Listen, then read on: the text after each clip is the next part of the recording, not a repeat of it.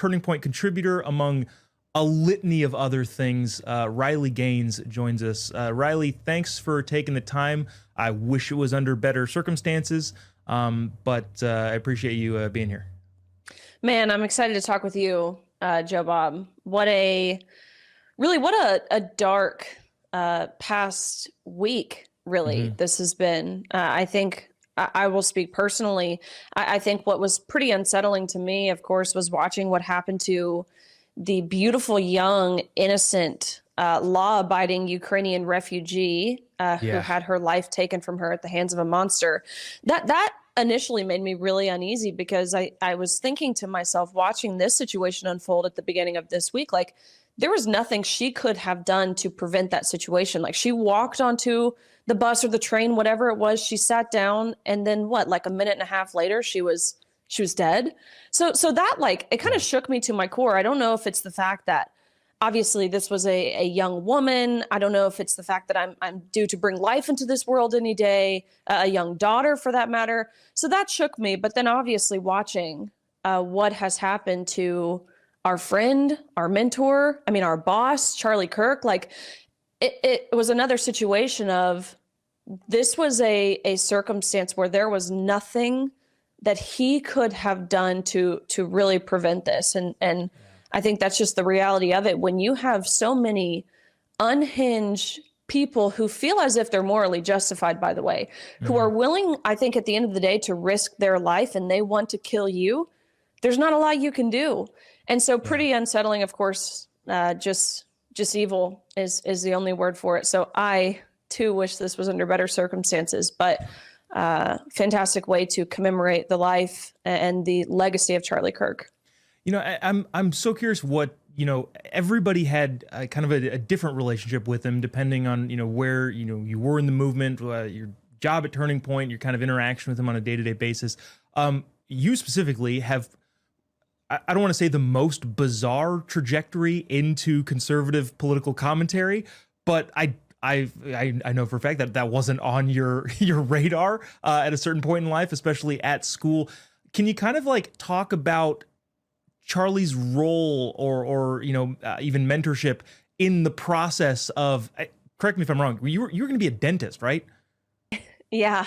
So to say that this was something that I imagined myself doing would be certainly an understatement. I mean, half the conversations that we're having, whether it's me personally, the situation that I found myself in, or again, like, seriously, more than half the things we find ourselves discussing or debating or legislating on as a nation, like, these are conversations that, there was a pretty standard default position to take that would have been considered common sense for virtually all of humanity.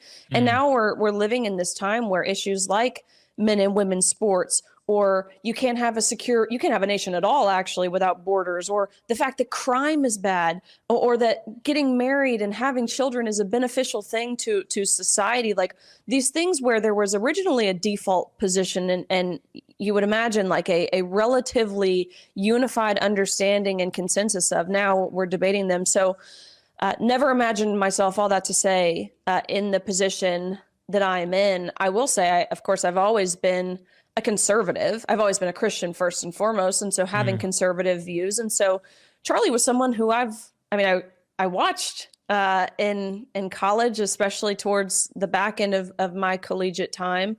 And so it was a pretty surreal moment for me to go from a college student impacted by a specific situation, finding my voice, and then having someone who I had kind of from a distance admired for a long time be the person to prop me up, to give me a platform, to deploy me to different places on college campuses, high school campuses.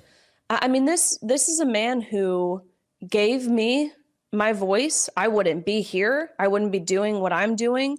We wouldn't have, I think, some of the impact that we've seen following that national championships without Charlie Kirk. He revolutionized me as a patriot, as an American, as someone who understands the freedoms that we are so blessed with in this nation. So again, his impact on me personally, it's just been profound. He's taught me so much in terms of the political world. Again, this isn't something that I came into overly confident. I wasn't a young Charlie Kirk. So he taught me so much there. He taught me so much in regard to my spiritual relationship. Even personal relationships. This was a person I could go to for advice on anything. And I did, like, even leading up to, of course, even his final moments, like days before, texting him, what do you think about this person? Is this a person I should endorse or get behind for Congress or for Senate or for governor? And he would always tell me. And so it's just a weird thought. It's a feeling of disbelief knowing that you can't send that text. You can't make that call anymore. My husband wouldn't have his green card without Charlie. It was really Charlie who ultimately facilitated that conversation once Joe Biden was out, Donald Trump was back in, to get rid of this mandate that required legal immigrants to have the COVID vaccine. So, it's changed the trajectory of my marriage even. Yeah. It's unbelievable, the impact.